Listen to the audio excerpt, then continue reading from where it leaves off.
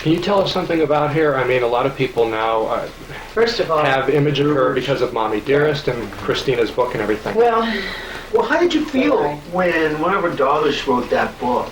Did you call her up and say, it why? took 5 years off my life and all her friends' life. Anybody who knew her, it just killed us. It just ruined us. It was all, she took a little molehill and made it into a mountain. Now, I'll start to tell you about the wire coat hangers, okay? In the first place, it's a good gimmick. It sounds funny. It's good for publicity, but it isn't true. Here's what happened. When Joan Crawford was a little girl, she didn't have much. She didn't have fancy dresses and beautiful things. And she was in a time when her first child, she wanted her child to be gracious and grateful for everything she's getting, because Joan didn't have anything. So when she had these beautiful dresses on wired coat hangers, Joan would buy, I have some of them either, not the wire, the others, that are quilted. And they were done by in kind of a monk's cloth, like it's beige colored. And they were just done enough to be, not decorative, but just enough to be sufficient so that it kept the shoulders round. So she wanted all those. And maybe she said this many times to her, 3 or 4 times, get rid of the coat hangers. And if a child doesn't obey, the second time you get a little more upset. And the third time you get even more upset. Everybody's mother does, no matter what. But I imagine she must have said, no more wire coat hangers. Why not? But Christina wouldn't obey. Now, one time Christina took me to the closet. And this is a true story. She took me in her bedroom when I was visiting. And she said, look, Aunt Dorothy, look what I have to wear. So she slid open the closet all the way across, a sliding door closet, and there were the most beautiful dresses that I would have loved to have had, like Cinderella. But she was pretty well developed, and she was about 15 then. And I think maybe she meant, I thought, what is she doing, bragging? But I think what she meant was, she didn't want to look like a little girl anymore. She was going through a transition. Many children do that. But that was wrong. That was no big deal. Look what I have to wear. These beautiful dresses. So here's another thing. Do you think Joan's going to throw 1,000 people out of work when she's on a set in order to say, I can't shoot today because my daughter's graduating from high school? She can't do that. She didn't do it. Her job came first. Joan was a dedicated performer. She loved the people on the set. They were her family. Prop men, that was all her family. And Christina was spoiled. But I can, now picture this. I don't know how much film you have, because I could go. You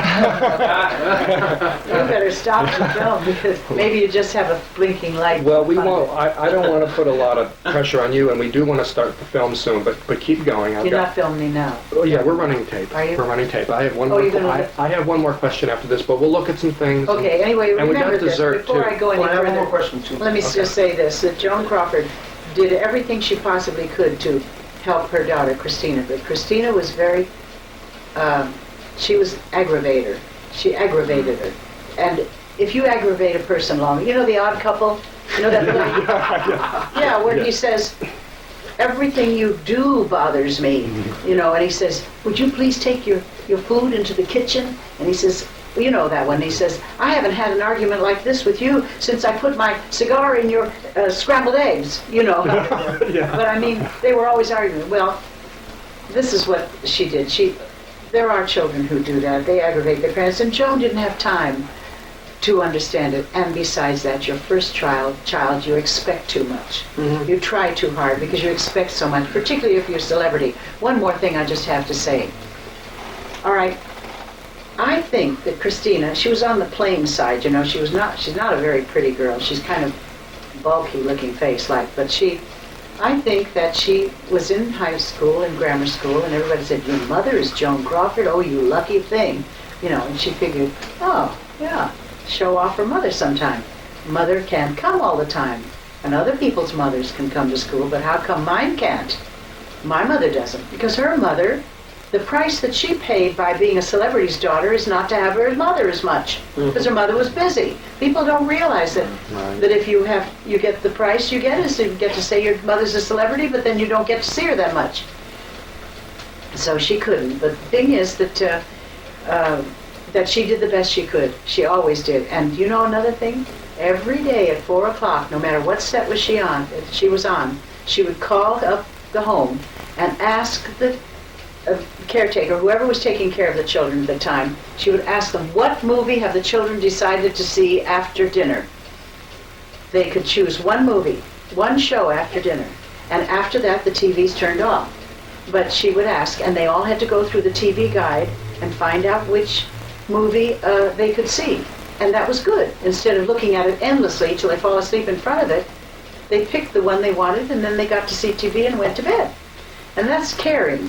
4 o'clock every afternoon, she cared like that. So she loved her children. So it's heartbreaking what she's done. Now I imagine when she's, I don't know how many of you read the book, Mommie Dearest, but I imagine, there were a lot of things. Like Faye Dunaway came to my house while I was shooting to try on Joan's clothes. I have a lot of her clothes. She wanted to see if there was anything she could use in the picture. So she came and she brought her boyfriend at the time. I think she married him after that. But they came and spent the day with me.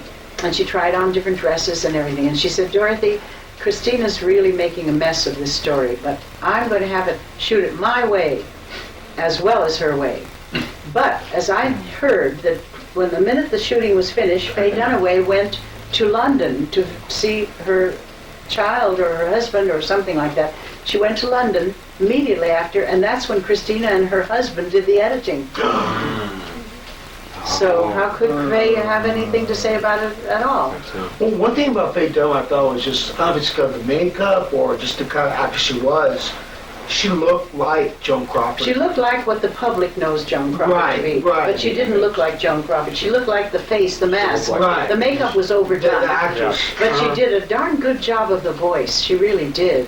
I give her credit for that. But she was more, she missed, Joan in the first place had very blue eyes, light blue eyes. That's what made them look so big with the dark line around them. She had blue eyes. Faye Dunaway had brown eyes, as brown, dark, piercing eyes, you know?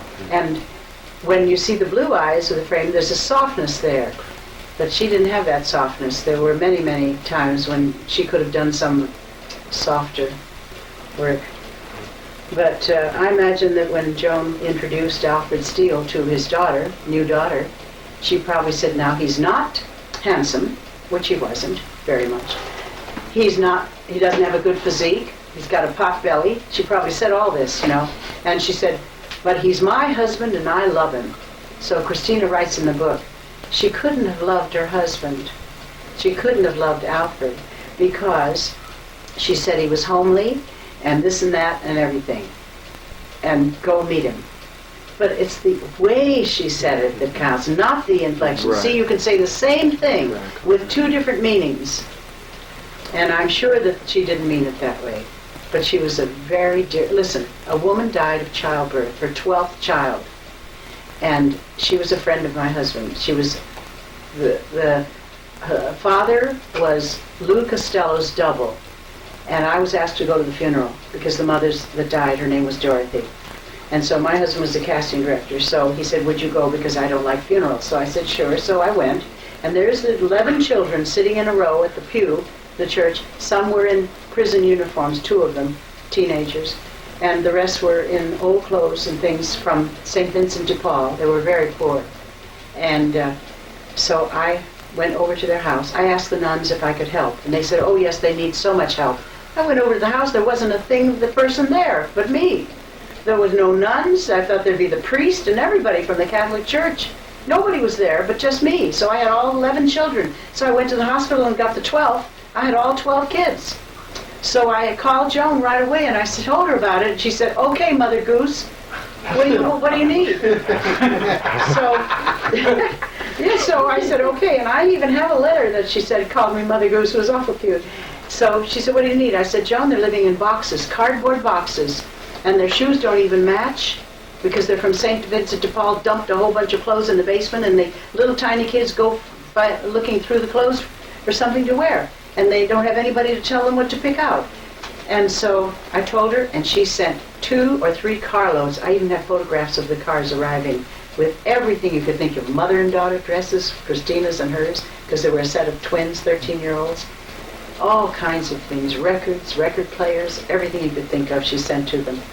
See, she was a nice lady.